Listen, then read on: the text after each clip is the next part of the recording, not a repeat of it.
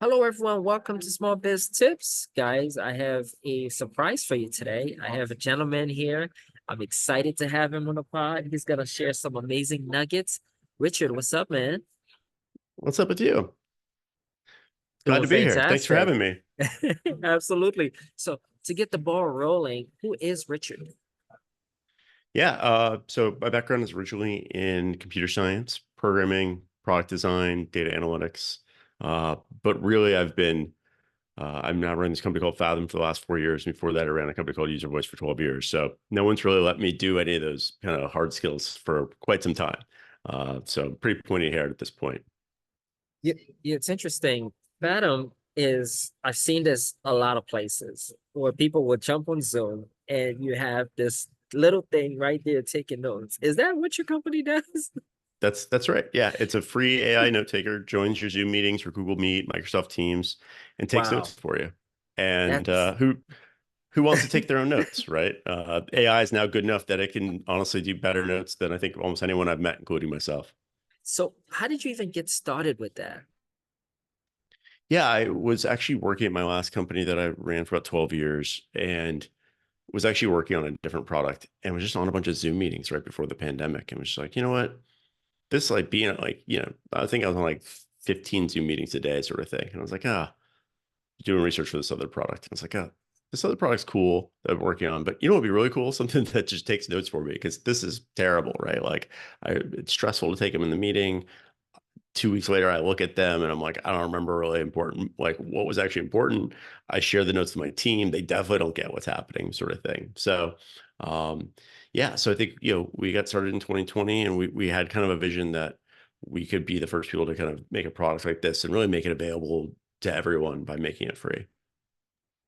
So let's go deeper here, right? You saw a need, you fulfill it like any great entrepreneurs, but then you said you make the product free. So how do you guys monetize it? Yeah, I mean, I think so.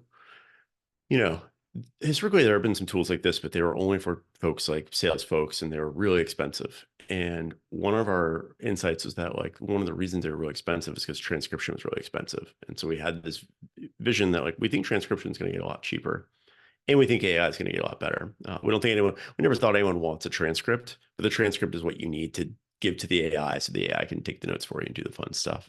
And so we always had this vision of like we can make a really killer product for free that gets us into a bunch of companies. And then we can sell a different product to the manager once we get into those companies. Right. And so managers have a different problem, right? Where they're not in the meeting, but they're kind of expected to be omnipotent about a meeting. And I think if you're a small business owner that has a sales team or consultants or whatnot, you probably feel this very core in your soul. You're like, oh crap, is my team saying something on our meetings with customers and clients that I should be aware of, right? Good, bad, or otherwise. And so we kind of just thought like, hey, give away one product for free. It's kind of gets us in the door with these folks, demonstrates the value, and then it's an easy upsell to the manager or the founder. Here's another product for you that gives you kind of insight into what's happening with your customers. I love that model. I love it because people get to test the product and be the judge if this is something that they want. And if you're able to position it that way, now the world just open up to you. And now you also get another idea is like now when you speak to the manager or the founder, they already know who you are. It's not like a Right. random person coming to them. Yeah. All of our sales generally happen because someone in the company is already using Fathom. They're generally raving about it because it's free, right? So they're really excited. I got this thing for free. It's awesome. It really, makes me less stressed throughout the day. It does a lot of work for me. Yeah, and then also I think there's a lot of folks that have, there's been a lot of SaaS products in the last 10 years, and a lot of people bought stuff and then found out it never worked or didn't quite work the way they thought. And so the fact that they can already have their hands on it, like, oh, my team's already using it, really de-risks that quite a bit. I want to go a step further, right? You started this business in 2020. That was the height of the pandemic. What was that like? So my previous company, I started in 2009, and we were actually fully remote to start for like 2 years. And then we built an office, and then we built another office. And then I spent most of my life going between these two offices. Um, and so when we started this, it kind of forced us to be remote. But I actually already wanted to do a remote company. That was like one of my big takeaways from my last company. It's like, I kind of like being able to work from anywhere. and not feel like I got to go into the office to show face and like, whatever. And so it was kind of great. I like was living in San Francisco at the time. I like moved up to a cabin in the woods in Tahoe, here in California.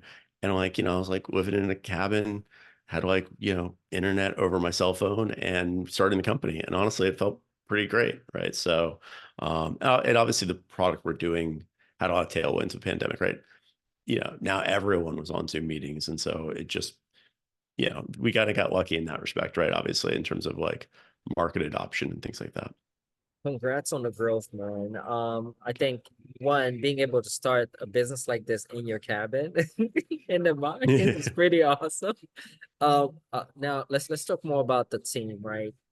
How did you go about putting the team together? What were some of the lessons you learned between the pandemic to where you guys are now, and where are you guys now? Sure. Yeah, I'm pretty fortunate. I mean, one of the benefits of being kind of a multi-time entrepreneur, was second-time entrepreneur, is I got to go kind of cherry pick some of my favorite people I worked with at the first company to join Fathom. And so we started with 4 great engineers, which is really starting startup life on second base, right? That's like, I think my previous company, it was like me writing code, which no one wants that, and really beg, borrowing, and stealing to try to get folks to help. In this case, we raised money out the gate, and we brought in this really good team that I knew well, and that just really accelerated things. And now we're about, I think, about 40 people. We've seen a lot of growth in the last 8 months, really as a lot of these underlying AI models have gotten really good, right? And so we kind of said we're going to spend a couple of years building the hard parts of the business, making it reliable, making a really good app, making it easy to use. And then when AI gets better, we just get to drop in. It's almost like dropping a new engine in a car, right? And so every couple of months, we just get to drop in a new engine in that car, and it goes 50% faster. And so we've seen acceleration in the last 8 months because GPT-4 level functionality just, like I said, can take notes. Honestly, I used to think like, oh, I can take notes as bad as good as I can write them. Not true anymore. It takes way better notes than I would ever take, right? And so we've just seen that really accelerate the business, which has been exciting and scary at the same time, right? So we went from a team of like 15 this time a year ago to 40, and quickly probably going to be at 60 here in 3 to 6 months. So it's a whole Wow. different phase of the business. Let's talk about the culture, right? Because there's a culture shift going from 4 to 15 to 40. Uh, Yeah. Tell us more about that. How do you navigate that to identify, okay, this is the person we want to bring in. This is how this gonna look. Like, yeah, so share more details on that. Yeah, I think, we're pretty fortunate. We had kind of like a 10 to 15 person team for a long time. 2/3 of those were folks I'd worked with before at my last company. And so like culture kind of came to us naturally. It was kind of an extension of the culture of that last company. And now obviously we're adding a bunch of new folks that weren't part of that network, and we have to be pretty intentional about, making sure it doesn't become kind of like like the in crowd and the out crowd sort of thing.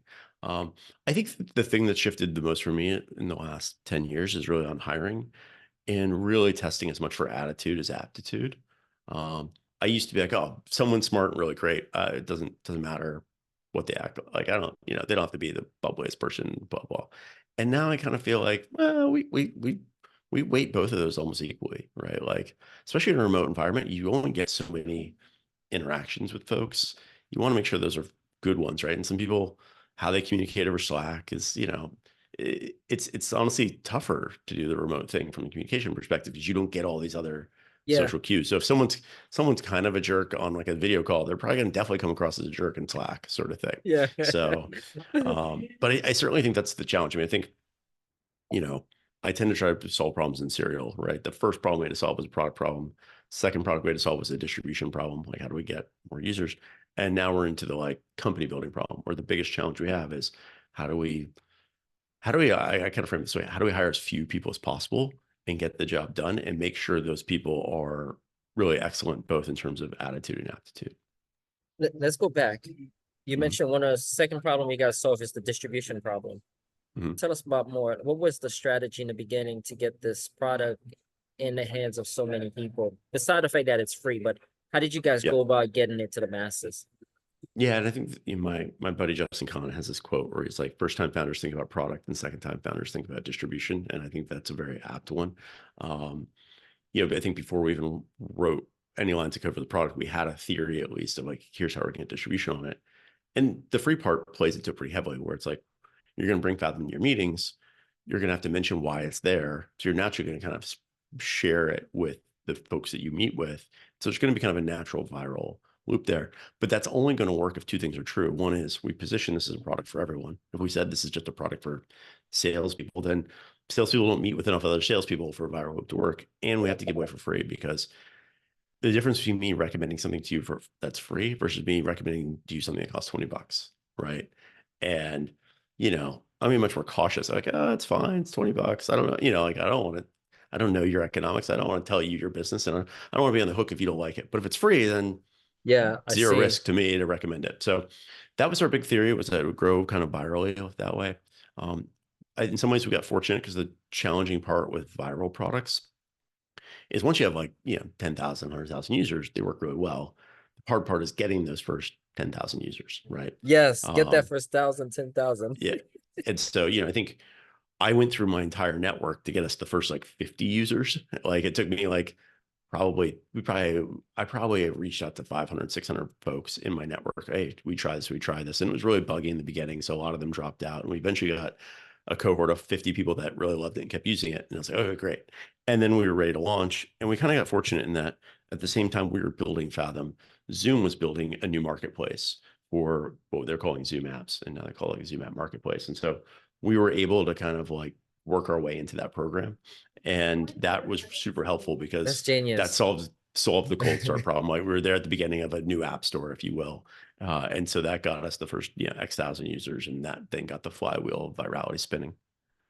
Wow, that's genius. I love how you guys use Zoom as an entry point to get everybody on Zoom. Yes, you Yep. guys.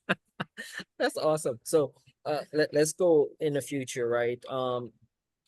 You built a last company before, and now you're building this new one. What has been your top three lessons that you've learned from building those two companies? I feel like the second time through is so different. Um, the I like to play video games, so I use a lot of video game analogies. So I don't know if everyone's familiar with this, but I'm sure most people are familiar with the game Minecraft, right? So it's like this open world game. It really doesn't have any rules. It doesn't really have a way you win. You just kind of get dropped in this world, and you can start doing things. Um, and the first time you get dropped into Minecraft, you kind of don't know what to do, and you kind of wander around for a while, and eventually you realize you got to punch a tree to get some wood, and then that can help you build a torch, and you need that to survive the night. The first time you start a company, I feel like it's like that.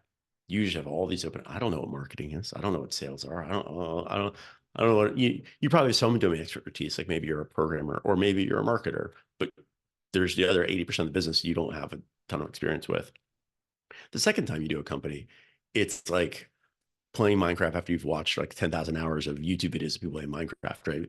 All these things that felt like open-ended essay questions now feel like multiple choice questions, where it's like, oh, marketing. Okay, well, there's really only 8 marketing channels.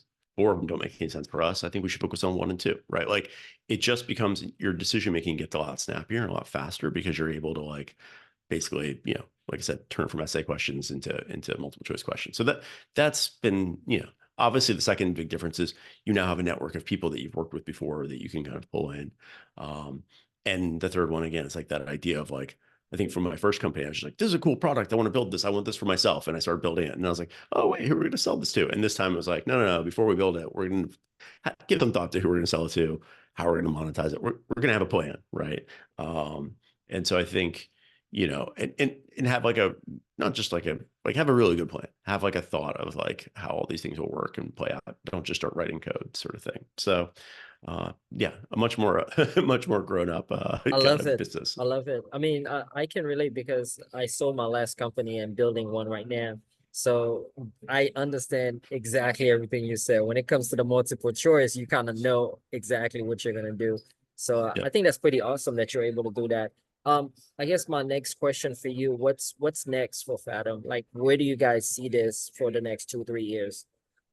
Yeah, I mean, we're really riding this AI wave now, where the AI is getting so much better so quickly. It's just opening up opportunities for us to do amazing things. We've kind of built this foundation where we've got, we can, record your meetings, we can transcribe them effectively, we can give you really good summaries, but now we're, hey, what can we tell you, again, really thinking about this manager or business owner use case. How do we help you know what's happening in these meetings with you doing the least amount of work? How do we give you here's a 10-minute highlight reel every week of all the important moments from your sales team's meetings you need to know about? How do we have the AI listen to every meeting and answer any question you have about what's going on with your team, proactively or reactively? And so this is stuff you couldn't do, honestly, even 6 months ago. And now it's, I think within 6 months, going to be really easy for us to build into the product. So really excited about that. Again, even selfishly as a business owner myself, just the ability to just say, hey, is anyone talking about this competitor? Like, what's the feedback been on our pricing lately? Or like, what are the top Wow, piece of product feedback that what are the top 5 things we should be building to that's huge. it's going to get kind of crazy pretty quickly, I think, in a good way. So, I love it. I love it. I love how you guys are leveraging AI to the next level, right? Because now it's mhm. benefiting me as the business owner because I don't need to be in that meeting, which saves me time. But at the same time, Yep. I know everything I need to know from that meeting from my team. Yep. Yeah. I That's think we're getting awesome. to a world where meetings, the pain point about meetings was always the like set up and tear down the meeting, right? Where it's like, I got to do all this work afterwards to document everything and then, put it in the right systems. Just by speaking something in the meeting, you're almost going to speak into existence, right? Like I say something on a Fathom meeting, that we grab the action item, we put it in my CRM, all the other stuff happens. And so I think we're going to have this like renaissance where meetings are just going to get a lot better because they'll just be more of the core part, which are good, which is human to human discussion, and less of the, let me write that down. Oh, let me log that over here. What's the status of that, right? It'll just happen to you automatically.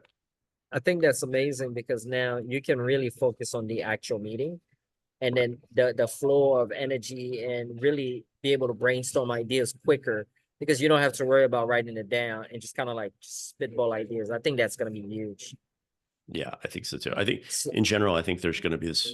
I kind of think AI is going to do to businesses what open source software did to software companies. So open source software made it so that you can build a software product with 1/10 of the cost, like the capital required, right? You can go from you used to take $5 million to make a website. Now you can make it in a weekend, but you still had to have an army of like 50, 100 people selling and marketing that thing. Now AI is going to open that up where it's like, it can do a lot of these kind of task management jobs for you and really allow you to build. That's why I mentioned like building a big company, but actually with a small size team. Because I think actually, scaling headcount is really hard. And it's one of the things that slows companies down the most. And so I'm kind of excited about a world where we can, reach impressive numbers of people, generate a lot of revenue, but also not have to have this huge staff that has all this communication overhead. scaling with a lean team. Mhm. I love it. I love it. So to kind of wrap things up, what is one small tip you would share with any business owner that's listening, that you think will be able to help them in their business? I'm gonna give it this is like a meta tip. That's not like super directional. I mean, I think it's go with your gut. Um, the other thing I think it's different, like after you do your second startup, is I should have more confidence in my decision making. Whereas before, I think I overly deferred to people I thought were experts. And I look back and generally realize that those experts were right about the same amount of time as my gut was, right? And so, and probably would have, and now I think my gut is probably better than them, or at least for my business, right? And so I think, especially when you're getting started out, there's this temptation to be like, I don't know all these things. I should defer to all these other people. But all the most successful people in my network didn't do that. They all basically, especially around things that are like maybe not around things like engineering, but around things like sales and marketing and if you kind of follow what makes sense to you, those things aren't hard skills. Like you can figure out from first principles, and you can also figure out from first principles in a way that's much more effective than whatever you read in some marketing book recently. Because by the time it's in a book, it's usually not effective anymore, anyways. So I think it's the best folks like have a lot of confidence in your own ability to solve problems, and don't expect or need other people to come in and kind of white knight you into anything. Wow, wow, Richard, this was fantastic. How do people get in touch with you if they want to try Fathom? What's the process there? Yeah, if you want to try Fathom, just go to Fathom.video. So it's not .com, it's .video. And you can sign up, be up and running in honestly like 2 minutes. And if you want to reach out to me, I'm Richard White on LinkedIn. It's got a little weird kind of bitmap pixely icon. That's me. You can just send me a message. I'm a big fan of really well-written cold emails. Most of the best stuff that's happened in my career has happened from me sending a cold email to the right person. So I will usually try to do my best to pay it forward or pay it back. I'm not sure which one. That's fantastic. Richard, thank you for jumping on. This was fantastic. And guys, definitely check out Fathom.video and reach out to Richard. I mean, he's fun, he's exciting, and he's had tons of knowledge that can help you in your business. Thank you, sir. Thank you.